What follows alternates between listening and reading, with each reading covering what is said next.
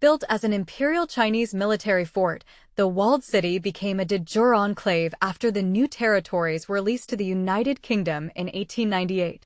Its population increased dramatically after the end of the Japanese occupation of Hong Kong during World War II, attracting mostly refugees fleeing the renewed Chinese Civil War. 2 million inhabitants per square kilometer, 3 million inhabitants per square mile. As a result of the absence of any widely recognized bureaucracy, the city's residents and businesses had no municipal codes to govern them. Enabled by the enclave's anarchic nature, trade in banned products thrived, ranging from narcotics to dog meat. From the 1950s to the 1970s. It was controlled by local triad gangs and had high rates of prostitution, gambling, and drug abuse. In January 1987, the British colonial government announced plans to demolish the walled city. After an arduous eviction process and the transfer of de jure sovereignty of the enclave from China to Britain, demolition began in March 1993 and was completed in April 1994. Kowloon Walled City Park opened in December 1995 and occupies the area of the former walled city. Some historical artifacts from the walled city, including its Yamen building and remnants of its southern gate, have been preserved there. The history of the walled city can be traced back to the Song Dynasty, 960–1279, when a military outpost was set up to manage the salt trade in the area.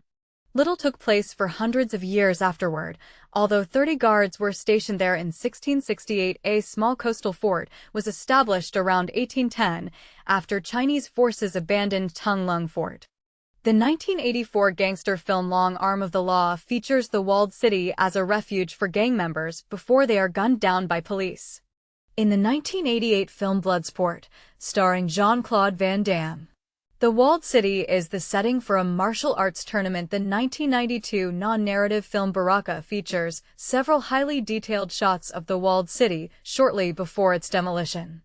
The 1993 film Crime Story starring Jackie Chan was partly filmed in the deserted walled city, and includes real scenes of building explosions. A walled neighborhood called the Narrows in the 2005 film Batman Begins was inspired by the walled city. The 2006 Hong Kong horror film Recycle features a decrepit, nightmarish version of the walled city, complete with tortured souls from which the protagonist must flee. The 2016 TV martial arts drama A Fist Within Four Walls takes place in the triad-ridden walled city in the early 1960s. The 2024 Hong Kong action crime film Twilight of the Warriors, Walled In, an adaptation of the manhwa City of Darkness by Andy Sito, sets its location and plot premise in Kowloon Walled City during the 1980s.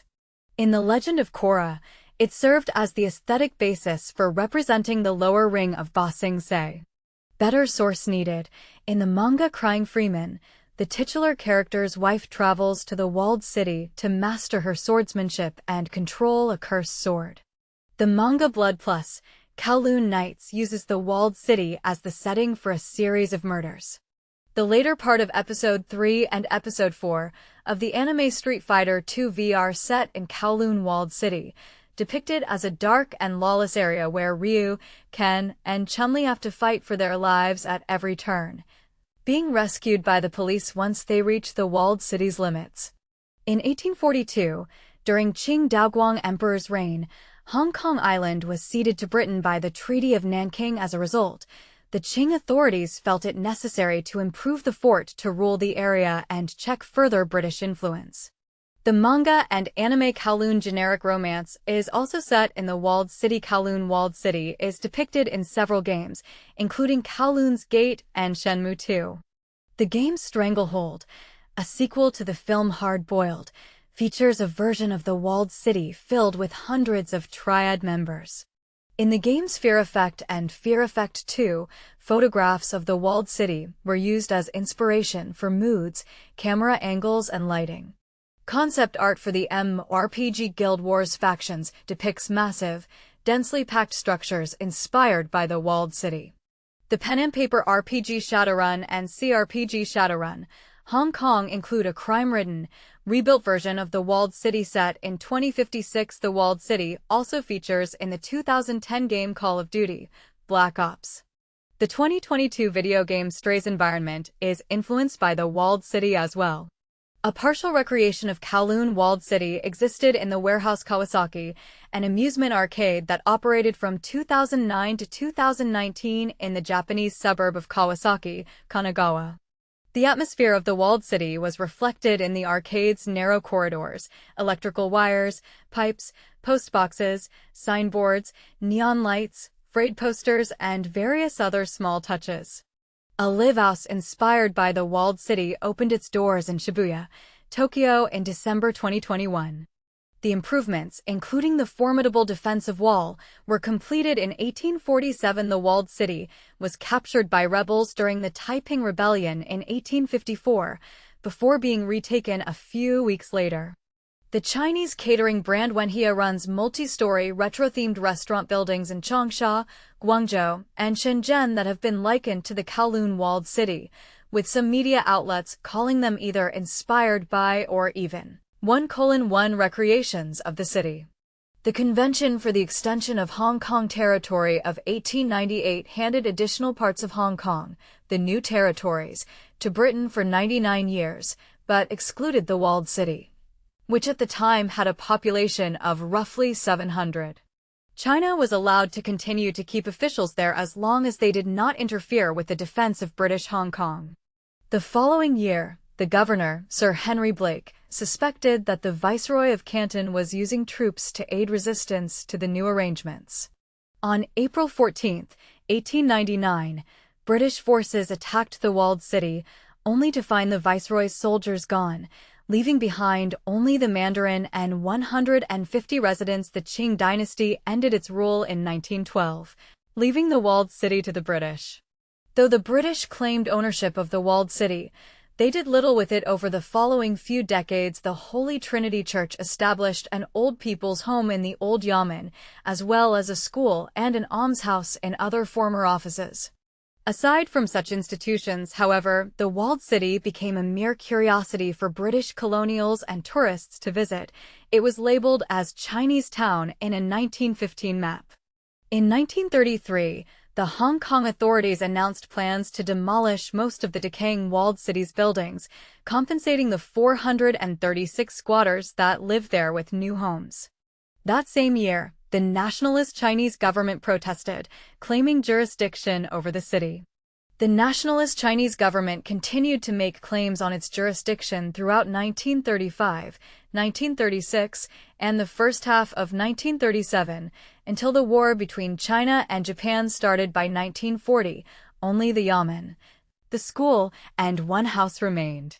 During the World War II occupation of Hong Kong, the Japanese occupying forces demolished the city's wall and used the stone to expand the nearby Kai-Tak airport after Japan's surrender in 1945.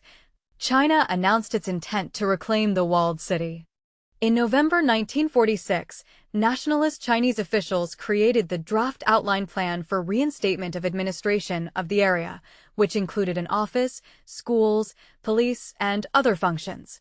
Refugees fleeing the Chinese Civil War post-1945 poured into Hong Kong, and 2,000 squatters occupied the walled city by 1947.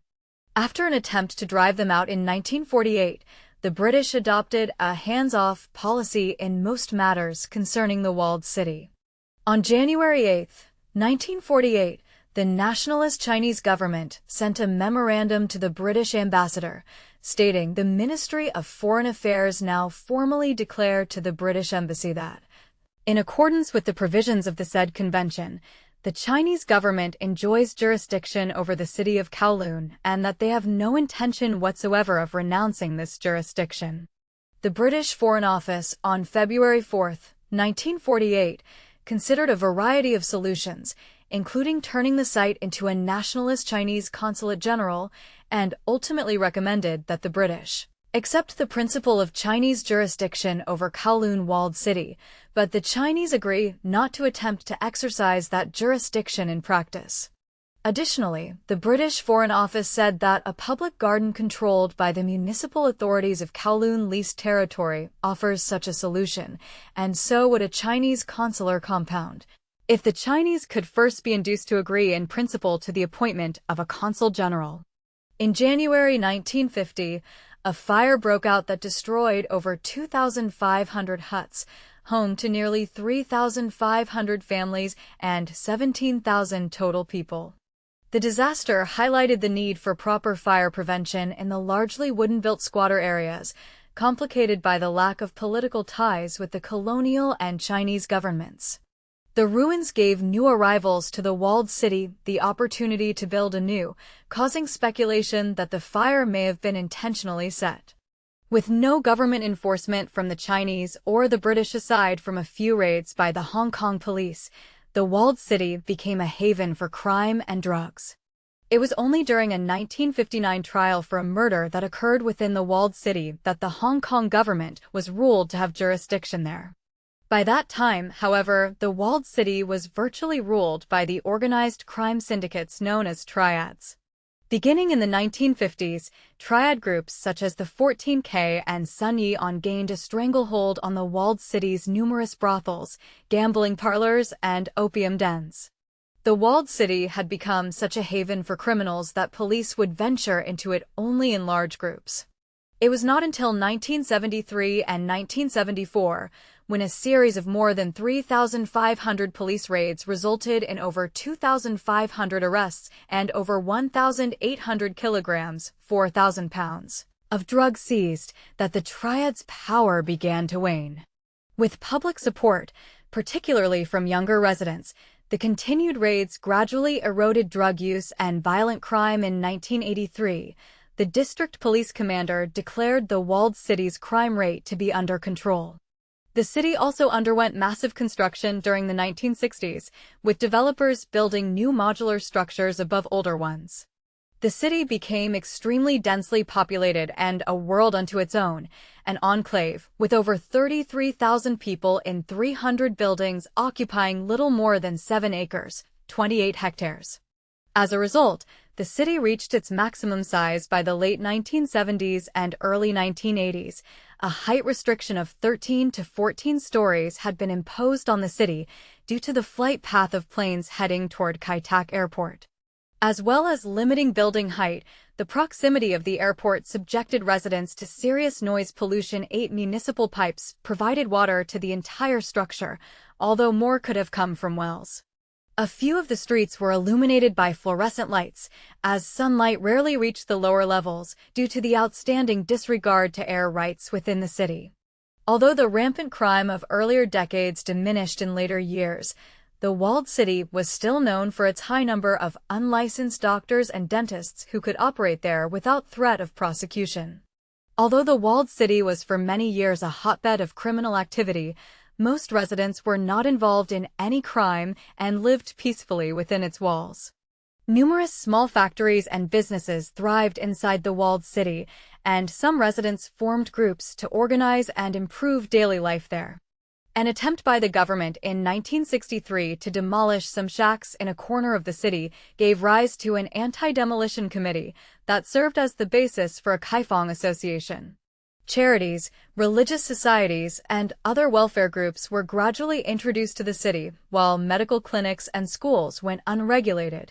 The Hong Kong government provided some services such as water supply and mail delivery. The quality of life in the city sanitary conditions in particular remained far behind the rest of Hong Kong. The Sino-British Joint Declaration in 1984 laid the groundwork for the city's demolition. The mutual decision by the two governments to tear down the walled city was announced on January 14, 1987. On March 10, 1987, following the announcement that the walled city would be converted to a park, the Secretary for District Administration formally requested the Urban Council to take over the site following demolition. Owing to the presence of numerous other green spaces in the area, the Urban Services Department doubted the need for yet another park from a planning and operations point of view, but the council agreed nonetheless to accept the government's proposal on the condition that the government bear the cost of park construction. The government distributed some 27 billion Hong Kong dollars, $350 million US, in compensation to the estimated 33,000 residents and businesses in a plan devised by a special committee of the Hong Kong Housing Authority. Some residents were not satisfied with the compensation and were forcibly evicted between November 1991 and July 1992 while it was deserted. The empty city was used to film a scene in the 1993 movie Crime Story. After 4 months of planning, demolition of the walled city began on March 23, 1993, and concluded in April 1994. Construction work on Kowloon Walled City Park started the following month. Some historic structures within the former walled city have been preserved and integrated into the new park. The walled city was located in an area of Kowloon that became known as Kowloon City. In spite of its transformation from a fort into an urban enclave, the walled city retained the same basic layout. The original fort was built on a slope and consisted of a 2.6-hectare, 6.4-acre plot measuring about 210 by 120 meters, 690 by 390 feet. The stone wall surrounding it had 4 entrances and measured 4 meters, 13 feet, tall and 46 meters, 15 feet, thick before it was dismantled in 1943. Construction surged dramatically during the 1960s and 1970s until the formerly low-rise city consisted almost entirely of buildings with 10 stories or more, with the notable exception of the Yamen in its center. However, due to Kai Tak Airport's position 800 meters (050 mi) south of the city, buildings did not exceed 14 stories. The 2-story Sai Taotsuan settlement bordered the walled city to the south and west until it was cleared in 1985 and replaced with Carpenter Road Park. The city's dozens of alleyways were often only 12 m, 3.36 6 feet wide, and had poor lighting and drainage. An informal network of staircases and passageways also formed on upper levels, which was so extensive that one could travel north to south through the entire city without ever touching solid ground. Construction in the city went unregulated, and most of the roughly 350 buildings were built with poor foundations and few or no utilities. Because apartments were so small, a typical unit was 23 square meters, 250 square feet. A space was maximized with wider upper floors, caged balconies, and rooftop additions. Roofs in the city were full of television antennas, clothes lines, water tanks, and rubbish, and could be crossed using a series of ladders. Kowloon walled city's early population fluctuated between 0 and a few hundred and began growing steadily shortly after World War II. However, there is no accurate population information available for much of the walled city's later existence. Official census numbers estimated the walled city's population at 10,004 in 1971 and 14,617 in 1981. Informal estimates, on the other hand, often mistakenly included the neighboring squatter village of Sai Taotsuan. Population figures of about 50,000 were also reported. A thorough government survey in 1987 gave a clearer picture. An estimated 33,000 people resided within the walled city. Based on this survey, the walled city had a population density of approximately 1,255,000 inhabitants per square kilometer, 3,250.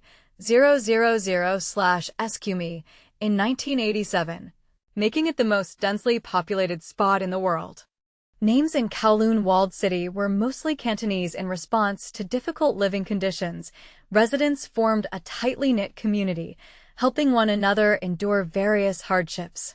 Within families, wives often did housekeeping, while grandmothers cared for their grandchildren and other children from surrounding households. The city's rooftops were important gathering places, especially for residents who lived on upper floors. Parents used them to relax, and children would play or do homework there after school. The Yamen in the heart of the city was also a major social center, a place for residents to talk, have tea or watch television, and to take classes such as calligraphy. The Old People's Center also held religious meetings for Christians and others. Other religious institutions included the Phuktak and Tin Hau temples, which were used for a combination of Buddhist, Taoist, and animist practices. The area where the walled city once stood is now Kowloon Walled City Park, adjacent to Carpenter Road Park. The 31,000 square meters, 330,000 square feet, 7.7 acres, park was completed in August 1995 and handed over to the Urban Council. It was opened officially by Governor Chris Patten a few months later on December 22. Construction of the park cost a total of 76 million Hong Kong dollars. The park's design is modeled on Jiang and gardens of the early Qing dynasty. It is divided into 8 landscape features, with the fully restored Yamen as its centerpiece. The park's paths and pavilions are named after streets and buildings in the walled city. Artifacts from the walled city, such as 5 inscribed stones and 3 old wells, are also on display in the park. The park was designed by the Architectural Services Department, which won a prestigious award from the Central Society of Horticulture of Germany for the redevelopment. Components of the park include the Antiquities and Monuments Office conducted archaeological examinations as the walled city was being demolished, and several cultural remains were discovered. Among them were the walled city's Yamen and remnants of its South Gate, which were officially designated Declared Monuments of Hong Kong on October 4, 1996. The South Gate had originally served as the walled city's main entrance. Along with its foundation, other remains included 2 stone plaques inscribed with South Gate and Kowloon Walled City from the South Gate and a flagstone path that had led up to it. The foundations of the city's wall and East Gate were also discovered. The Hong Kong government preserved the South Gate remnants next to a square in front of the Yamen. The Yamen building is made up of 3 halls. Originally, the middle hall served the Assistant Magistrate of Kowloon's administrative office, and the rear block was his residence. After the government officials left the area in 1899, it was used for several other purposes, including an old people's home, a refuge for widows and orphans, a school, and a clinic. It was restored in 1996 and is now found near the center of the park. It contains a photo gallery of the walled city, and 2 cannons dating back to 1802 sit at the sides of its entrance. The walled city of Kowloon has no visible wall around it, but it is as clearly defined as if there were one made of hard, high steel. It is instantly sensed by the congested open market that runs along the street in front of the row of dark rundown flats. Shacks haphazardly perched on top of one another, giving the impression that at any moment the entire blighted complex will collapse under its own weight, leaving nothing but rubble where elevated rubble had stood. A lack of governance and separation from Hong Kong provided a distinct culture in the city. Crime and corruption were common. The police were known to cooperate with the triads operating in the city. During the 1970s, greater police presence reduced crime, and the city became home to those seeking to avoid business regulation and taxes. While the city was shunned in its early existence, it has since become a source of pride for many Hong Kong residents.